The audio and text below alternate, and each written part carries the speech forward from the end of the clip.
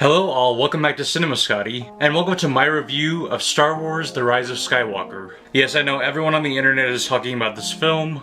A lot of people hate it, and a lot of people love it, and there are some who are in between. So I know I haven't done a video in a while since my Frozen series, but I wanted to get my review of The Rise of Skywalker up, because if you've been a subscriber for a while, you know my channel used to be a Star Wars channel. I got it! Now, I've never been a big Boba Fett collector, but I never found the Walgreens exclusive Black Series one. Even when I worked there, I couldn't find it, because my coworker might have bought it. What's up, Star Wars fans? It's Scott from Star Wars Adventures, and I'm in the kitchen for the first time, not in my life, for the first time to make Star Wars food. Today I'm using the Tiny Chef Star Wars pack by Zach Design, not sponsored. So before I begin my review of this film, if you're not already a subscriber, be sure to hit that big subscribe button if you enjoy everything about movies and entertainment. And just a warning, I will be going into spoiler territory. I'll begin my first initial part of the review, and then I'll put a spoiler warning. And my good friend Mr. Porg will be here to help me review. You will, right?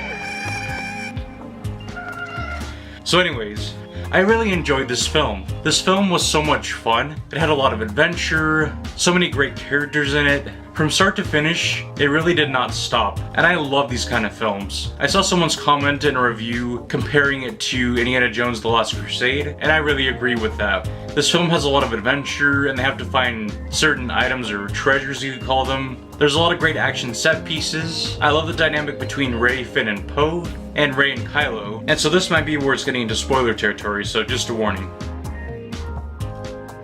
But I loved the return of my favorite Star Wars character, Emperor Palpatine. Now, if you go to any other video on YouTube, you can probably see videos about people talking about why they hated why Palpatine came back, or asking why he came back or how. But to be honest, I'm just really happy that he came back. I've loved Emperor Palpatine since I first saw him in Star Wars Return of the Jedi, and then when Revenge of the Sith came out, I love every scene that Chancellor and then Emperor Palpatine / Darth Sidious is in. So the fact that Palpatine is in the very beginning of this film, it gave me all the feels. I love hearing his ominous voice. At last. And seeing Mcdermot return to this role was an amazing treat. This review might be jumping around too, so I'm sorry about that. But basically, we learned that Rey is Palpatine, and we see her war with this fact throughout the film. And so I loved her interactions with Palpatine.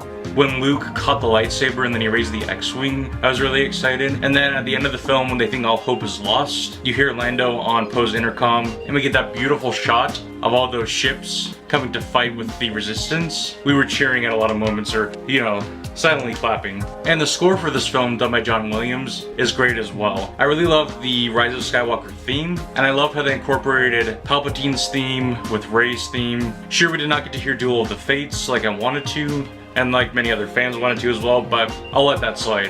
One of the biggest qualms I have with this film is that Ben Solo dies. We see Ben getting redeemed when Leia reaches out to him and then she passes, and then we see Ben interacting with Han, and then Ben throws his lightsaber away, so we know he's reforming from being Kylo Ren. But it made me really sad because we only got this much of redeemed Ben, and then he dies. I would have loved to have seen him at the end. Maybe not with like a happy ending with him and Rey on Tatooine, like with a family, but it would have been nice to see him go off and do his own thing to open up the possibility of him returning for future films. I don't know, it made me kind of sad.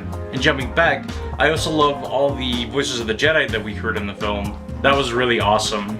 And I like a lot of the new characters that they introduced in this film as well. I know he's not in the film that much, but my favorite new character is Claude. I hope they do like a comic series or have an animated series where Claude's the main character, because I want to see more about him and explore his species and such. But I really did enjoy this film. I would give it an 8 out of 10. Let me know what you think in the comments below. Did you like this film? Did you not like this film? What didn't you like about it, or did you like anything about it? So thanks so much for watching. If you want to see more videos like this, or if you love Star Wars, be sure to hit that big subscribe button, and I'll be back with another episode of Cinema Scotty. Remember, the dark side of the Force is a pathway to many abilities some consider to be unnatural. Bye-bye.